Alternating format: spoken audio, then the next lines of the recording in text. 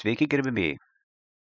Vakar kalbėdamas apie 1028 Ukrainos karo dieną, užsiminiau apie Siriją, apie HTS, Hayat Tahrir al-Sham lyderį, Ahmad Hussein al-Sharą, taip pat žinoma kaip Abu Mahmad al-Golani. Dėl to, kad įsikildina savo šeimą nuo Golano aukštumų, taip sako. Ir gaunu tokią lengvą pastabą, komentarą draugiškai į Messengerį, kad ne visi žino, kas yra tos Golano aukštumos. Žiūrėkime į žemėlapį. Matome Golano aukštumas, vakarų krantą, Gazos ruožą ir Sinajaus pusiasalį.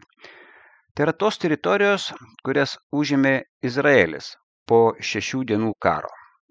Birželis 1967. Ir jeigu bus įdomu, kada nors papasakosiu plačiau, bet dabar trumpai. Ugnies nutraukimas įvyko 1967 metais. Izraelis ištraukė savo pajėgas iš Sinajaus pusiasalio 1982, iš Gazos ruožo 2005 ir, kaip suprantate, iš vakarų kranto ir Golano aukštumų Izraelis nepasitraukė. Golano aukštumos Izraelio svarbios dėl kelių priežasčių. Dvi įvardinsiu. Ten yra vandens, o dykumoje vanduo yra labai svarbu, ir tai yra aukštuma. Tai yra natūralus barjeras nuo Sirijos. Jie mano tai, kad yra apsauginė zona.